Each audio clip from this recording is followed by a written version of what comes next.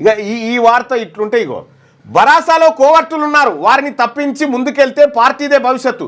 కేసీఆర్ దేవుడు, ఆయన చుట్టూ దయ్యాలున్నాయి. గతంలో కూడా అనేక సార్లు లేఖలు రాసా ఎమ్మెల్సీ కల్వకుంట్ల కవిత. ఇక్కడ ఈనాడు పత్రికలో ఉన్నటువంటి హెడ్లైన్ బరాసాలో కోవర్టులు ఉన్నారు, కేసీఆర్ చుట్టూ దయ్యాలున్నాయని చెప్పి ఈనాడులో రాసిరు. ఆ తర్వాత అన్ని పేపర్లో దయ్యాలనే రాసిరు. ఇగో ఆ దయ్యాలు కోవర్టులు ఎవరు, కేసీఆర్ చుట్టూ దయ్యాలున్నాయని చెప్పి వెలుగు దిన పత్రికలో రాసిరు. కేసీఆర్ చుట్టూ దేవుడి చుట్టూ దయ్యాలున్నాయని చెప్పి ఏది ఇండ్ల రాసిరు ఆంధ్రజ్యోతిలో. ఇగో ఇందులో కూడా లెక్క తేలాల్సిందే, లేక గుట్టు విప్పిన కవిత హక్కు కోసమే ఆరాటం అని చెప్పి ఆ దయ్యాల టాపిక్ ఇందులో కూడా ప్రధానంగా ఉంది. ఆ తర్వాత సాక్షిలో కూడా దయ్యాలు ఉండాలి, దయ్యాలున్నాయి. నమస్తే తెలంగాణలో మాత్రమే దయ్యాలు లేవు, ఇందులో మాత్రమే దయ్యాలు లేవు. ఇక మిగతా అన్ని చోట్ల దయ్యాలు ఉన్నాయి. దేవుడు అని ఉండాలి, అది కూడా లేదు. ఆ దేవుడు లేడు, దయ్యాలు లేదు.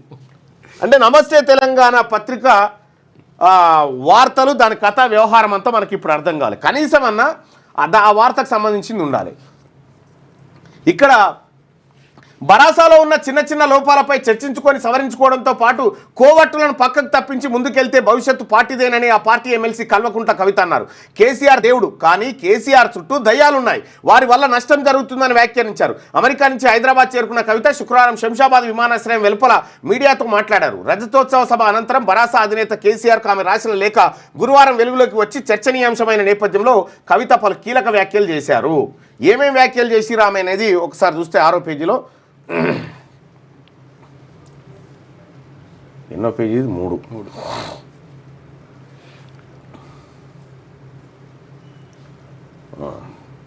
బా ఇది అద్భుతం. ఇదో మాదిగలకు మంత్రి పదవి ఇవ్వాలని జానారెడ్డి కొడుకు వినతి పత్రం ఇస్తుంది. ఎవరికి? రేవంత్ రెడ్డి గారికి. ఓకే ఓకే, ఇది కాదు కదా. బరాసాలో కోట్లు, నా కుమారుడి గ్రాడ్యుయేషన్ కార్యక్రమానికి వెళ్ళిన తర్వాత లేఖ లీక్ అయి హంగామా జరిగినట్టు తెలిసింది. 2 వారాల క్రితం నేను కేసీఆర్కు లేఖ రాశా. గతంలో కూడా లేఖల ద్వారా కేసీఆర్కు అనేక సార్లు అభిప్రాయాలు చెప్పా. నాపై కుట్రలు కుతంత్రాలు జరుగుతున్నాయని ఇటీవలే చెప్పా. ఇప్పుడు లేఖ బహిర్గతం అవడంతో ఏం జరుగుతున్నదోనని పార్టీలో ఉన్న అందరం ఆలోచించుకోవాల్సిన అవసరం ఏర్పడింది. పార్టీలో అన్ని స్థాయిల్లో ఉన్న వారు, దాదాపు సగం తెలంగాణ ప్రజలు అనుకుంటున్న విషయాలే నేను లేఖలో చెప్పా. ఇందులో నాకు వ్యక్తిగత ఎజెండా ఏమీ లేదు, వ్యక్తిగతంగా నాకు ఎవరిపైన ద్వేషం లేదు. లేఖ బహిర్గతం వెనుక ఎవరున్నారు? మా పార్టీ అధినేతకు రాసిన లేఖ బహిర్గతమైందంటే దాని వెనుక ఎవరున్నారో ఆలోచించుకోవాల్సిన అవసరం ఉంది.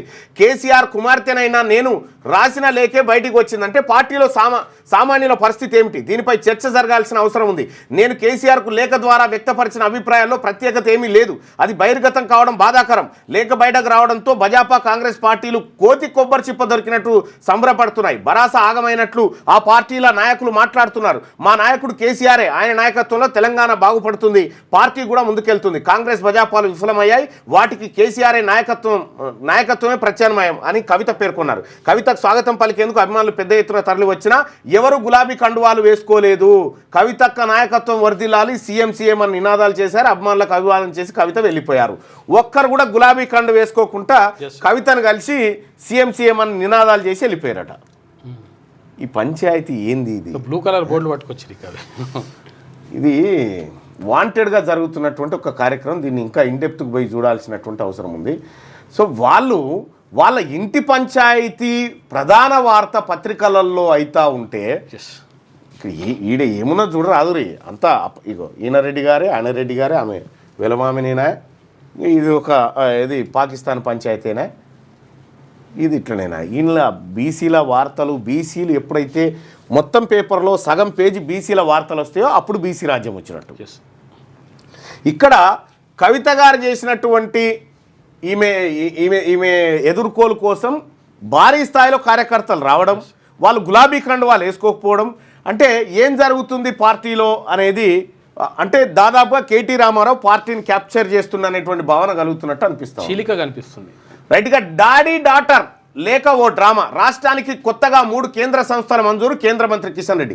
బరాసా మునిగిపోతున్న నామాని, డాడీ డాటర్ లేక ఓ డ్రామా అని కవిత కేసీఆర్కు రాసిన లేఖకు ప్రాధాన్యం ఇవ్వాల్సిన అవసరం లేదని కేంద్ర మంత్రి భాజపా రాష్ట్ర అధ్యక్షుడు కిషన్ రెడ్డి పేర్కొన్నారు. శుక్రవారం భాజపా రాష్ట్ర కార్యాలయంలో విలేకరుల సమావేశంలో ఆయన మాట్లాడారు.